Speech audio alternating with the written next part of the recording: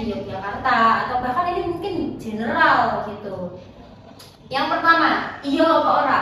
3 jenis sampah utama yang menjadi isu di kota Yogyakarta adalah kertas, karton, plastik, dan logam.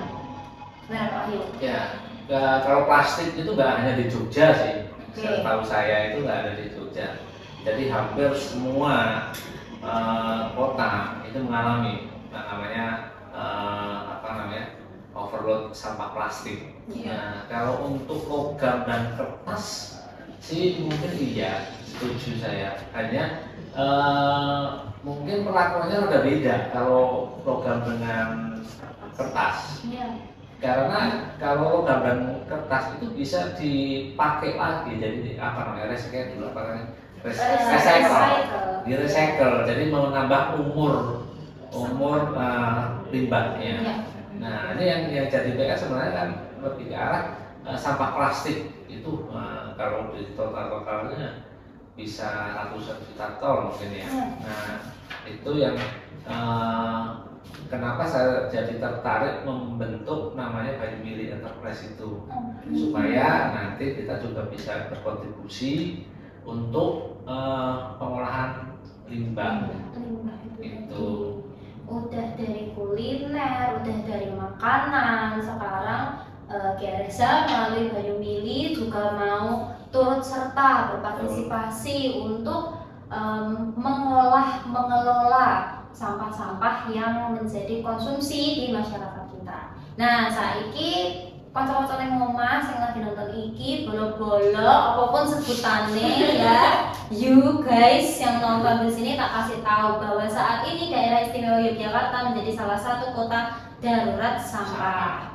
Berdasarkan data yang dikutip dari website resmi Dinas Lingkungan Hidup dan Kehutanan Daerah Istimewa Yogyakarta, perharinya sampah yang dihasilkan mencapai 210.480 yang merupakan sampah anorganik dan juga sebanyak 3.690 adalah organik dengan 3 jenis sampah yang menjadi isu utama yang sudah saya tanyakan tadi. Ada kertas karton, ada plastik, dan juga logam. Nah, tapi kalau Pak Wahyu mungkin jalan-jalan keliling-keliling kota Jogja hari ini atau mungkin beberapa hari yang lalu, kemudian juga Kak Kaila yang tinggal dan ngekos di sini sebagai mahasiswa di Yogyakarta, sebenarnya itu Pemkot Yogyakarta sendiri sedang menjalankan salah satu program kerja dari wali kota mereka yang baru. Maaf banget saya lupa namanya apa, tapi nanti editor bisa cari beritanya ya, tolong ditampilkan. Itu salah satunya adalah tempat penampungan sampah yang ada di Kota Baru di samping kampus Sanata Dharma itu udah kosong. Karena berita yang saya temukan itu Pemkot wali kota Yogyakarta sendiri itu meng-hire itu bahasa Indonesia apa ya? Merekrut gitu ya? Merekrut beberapa orang untuk memang mengambil sampah dan menarik sampah. Jadi tidak ada penumpukan sampah seperti yang lalu-lalu. Nah, ini juga salah satu usaha dari wali kota Yogyakarta sendiri untuk menghilangkan label dari kota Yogyakarta yang dari darurat sampah itu tadi. GRSH sendiri pun dengan teman-teman yang ada di Yogyakarta melalui Bayu Mili Enterprise juga berusaha untuk melakukan itu, mengurangi sampah-sampah yang kita konsumsi gitu ya.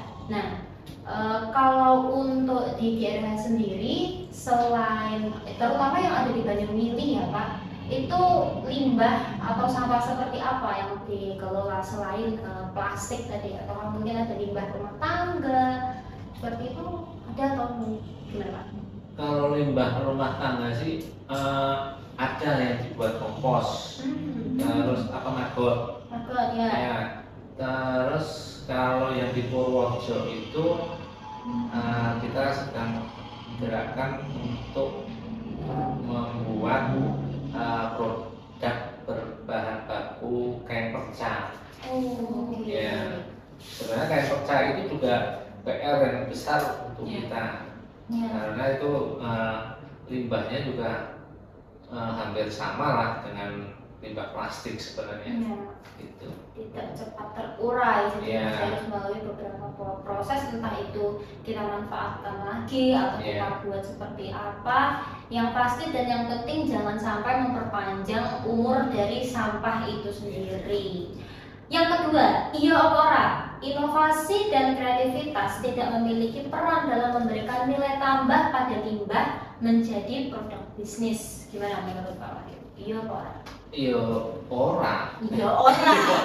Iya apa ora? Kenapa itu?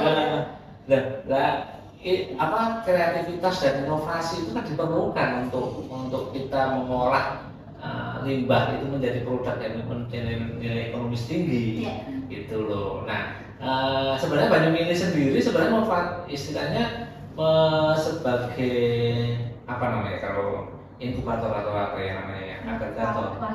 Ya, wadah untuk pengrajin-pengrajin yang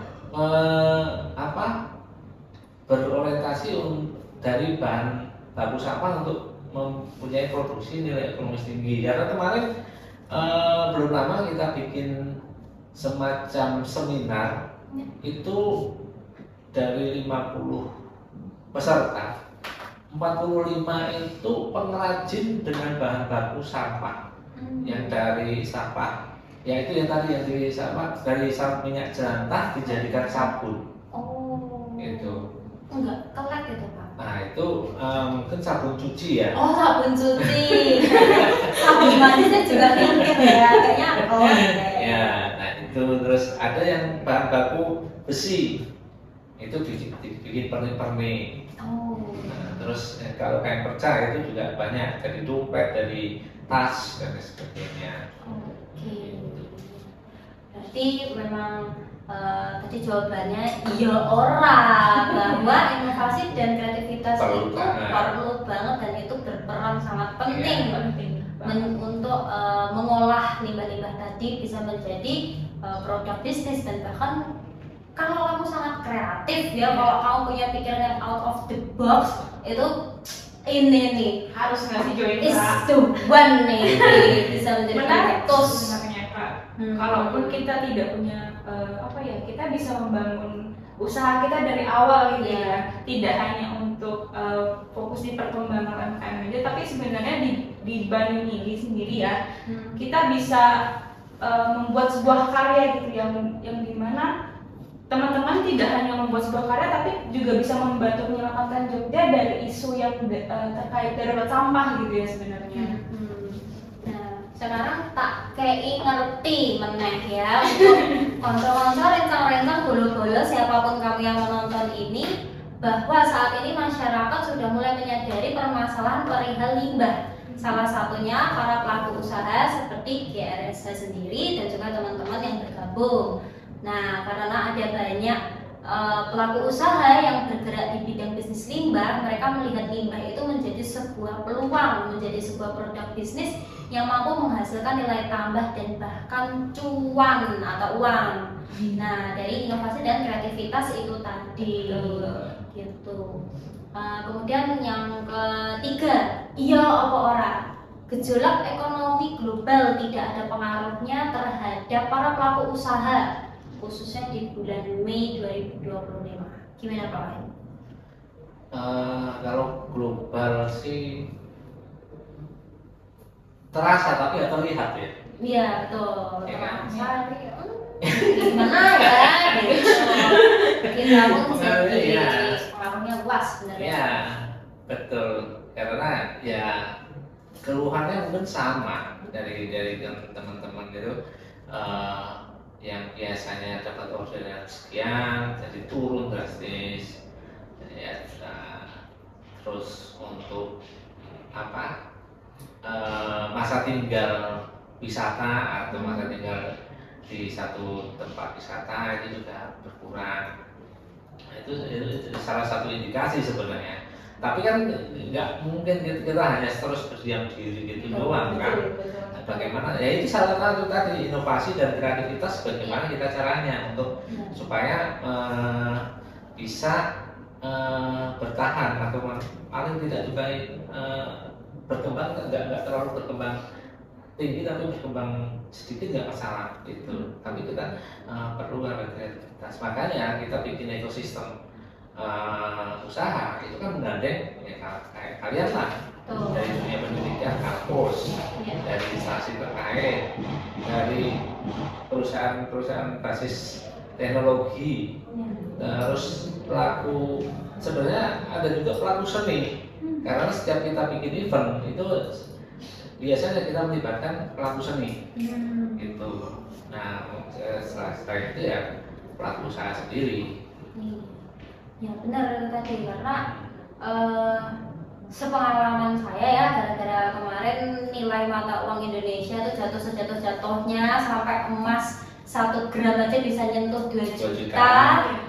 2 juta itu kalau ngopo tau jane? Uang saku gue orang ngasih loh 2 juta cukup ya. Sebulan itu ngirit-ngirit yang biasanya kita bisa makan, coba sedih nggak sih risol mayo? Kamu biasa beli risol mayo berapa harganya? Berapa ya? 2.000, 3.000, itu aja dapat ukuran itu kecil. Kalau yang mau dijual itu bisa sampai 5.000. Nah kalau misalkan ekonomi global sampai saat ini nggak stabil, aku sedih banget sih. Apalagi teman-teman dari GRS ada yang punya usaha risol mayo itu jangan-jangan nanti bisa 6.000, 7.000 gara-gara gejolak ekonomi global ini juga mempengaruhi daya beli masyarakat. Seperti yang sudah disampaikan sama Pak Wahyu, jadi pesanan order dari customer itu jadi menurun gara-gara biaya produksi bahan bakunya jadi melonjak. Nah itu dia tuh ya, tadi seperti yang Pak Wahyu bilang terlihat tapi ya juga terasa tidak terasa, mungkin kalau sebenarnya dirasakan ya sangat berdampak besar gitu. Kemudian iya orang para pelaku usaha sudah melek digital dan memanfaatkan teknologi saat ini. Sudah. Kenapa mulai. sudah? Enggak, maksudnya sudah mulai. Ya, sudah mulai. Kenapa Sudah mencoba untuk beradaptasi dengan Pelaku usaha yang mana? Pelaku usaha di GRS bisa? Jadi sebenarnya, nah ini yang jadi PR kita yang terbesar sebenarnya, selain pemasaran ya. Itu adalah teknologi. Jadi bukan kurang akses, juga akses juga saya akui kurang ke akses ke teknologi, dan pemahaman edukasi untuk level up itu juga kurang. Makanya bagaimana caranya mensiasati ini, pelan-pelan pelaku usaha itu diedukasi untuk mau istilahnya mengikuti perkembangan teknologi lah. Karena kalau emang nggak mau statis ya emang benar-benar tergilas gitu. Karena kan kita nggak bisa kayak sekarang lah, misalnya mau pesen makanan aja kita nggak perlu keluar rumah. Betul. Iya kan? Iya. Nah, terus Shopee setiap hari ranking Iya. COD. Nah, itu kalau nggak mau ya. Nah, itu pengalaman saya itu 2 tahun yang lalu. 2 tahun yang lalu saya kerjasama dengan salah satu penyedia aplikasi. Saya buatkan toko online, itu ada 250 pelaku usaha. Tokonya sudah jadi, kan harusnya diisi produk kan. Nah, itu tidak ada 50 yang isi produk, nggak sampai 50 yang isi produk semua. Lainnya ya yang malah jadi istilahnya ya sedikit konyol ya, nggak ngisi produk tapi tanya produknya kok nggak laku-laku. Nah, bagaimana? Saya udah bikin toko kok produk saya nggak laku-laku. Lah produknya dipajang enggak?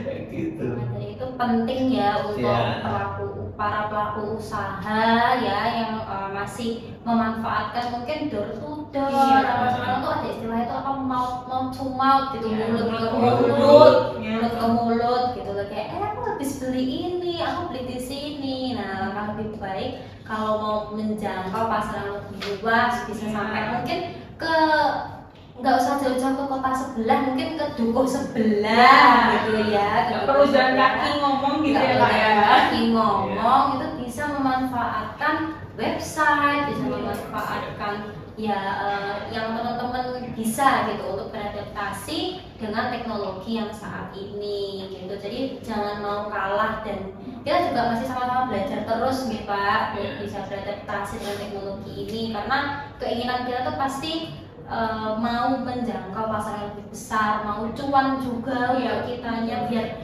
gimana ya caranya biar produk kita laku. Nah itu salah satunya bisa memanfaatkan website ada di GRSH kan, tinggal masuk Hubungin aja nggak sih? hubungi Pak Wahyu nanti dah selesai. Kan diurus, kalian tinggal terima beres gitu deh. Beres dan duit Iya, betul. tapi kalau modalmu cuma separuh bisa nanti bisa kong deh ya. Nah, yang terakhir, iya apa ora? Sektor ekonomi kreatif tidak memiliki potensi untuk memberikan lapangan kerja yang banyak. Ekonomi kreatif dari kementerian mungkin atau ekonomi kreatif yang sudah dijalankan dari GRSH, gimana Pak? Sebenarnya GRSH sendiri juga membentuk ekonomi kreatif sebenarnya. Oh oke. Iya kan? Iya. Karena apa namanya? GRSH itu membentuk perwakilan di setiap kota. Nah itu mengelola pelaku-pelaku usaha di kotanya masing-masing. Nah sebenarnya kalau mau GRSH itu membutuhkan ya bisa ratusan, bisa ribuan tenaga kerja yang bersedia benar-benar bekerja. Karena apa? Karena perwakilan itu membutuhkan 1 BM, terus 4 manajemen. Nah itu ada sistem penggajiannya juga. Jadi kan paling tidak satu kota itu 5 lah untuk tenaga minimal. Karena di situ nanti juga ada untuk marketingnya. Marketingnya itu ya minimal 2. Jadi kurang lebihnya berapa tuh? 7 sampai 7 lah. Anggaplah 5 lah, 5. Nah, 5 kali kota yang ada di Indonesia berapa? Ayo 550, 536 kan nggak salah ya. Katakanlah 300 saja. 5 kali 3 udah 1.500. Betul. Nah, itu untuk lapangan kerja. Ya. Belum untuk pelaku-pelaku usaha yang di bawahnya, itu bisa ratusan sampai ribuan. Nah, itu yang makanya kita namanya bisnis sustainable. Berkelanjutan ya, sustainable ekonomi berkelanjutan gitu. Kamu lulus SMA, nggak tahu mau kuliah, maunya kerja, ada lapangan pekerjaan. Tapi Kak, kuncinya teman-teman harus punya niat nih, mau Punya berusaha niat. dan harus konsisten gitu ya. Iya, harus dong memanfaatkan teknologi, kreativitas, inovasi yang udah kita obrolin banyak berpuluhan menit ini ya, gitu. Karena sebenarnya di GRSH ini fasilitasnya sudah banyak, jadi teman-teman ya harus konsisten dan komitmen gitu ya Pak ya. Komitmen konsisten itu ya. Mulai dari jaringan, modal, itu semua udah ada di GRSH gitu kan. Betul. Jadi teman-teman kayak masih, aduh aku masih ragu, aku punya usaha tapi uangku cuma separuh. Calling Pak Wahyu. Calling Pak Wahyu. Tunggu apa lagi? Gitu. Mau kamu di ujung Nusantara pun bisa, ya kan? Nah itu udah ada jalan tinggal gitu. Gitu ya teman-teman. Terima kasih Pak Wahyu. Terima kasih ya Pak Wahyu. Atas waktunya sudah jagongan sama kita di siang menjelang sore hari ini. Jagongan kita foto Kak Jane. Aduh, ngobrol gitu ya. Ngobrol, karena kan juga kita tadi udah ngobrol bisnis ramah lingkungan sama GRSH, sama Pak Wahyu sebagai foundernya. Kita juga tadi kayak, iya apa ora sih? Nah ternyata dari beberapa iya apa ora tadi juga itu menyenggol, bersangkutan dan juga terjadi sebenarnya di GR Hesa. Begitu ya teman-teman. Saya Diva pamit mengucapkan undur diri. Saya Kayla pamit undur diri. Terima kasih. Terima Sama-sama. kasih. Dah.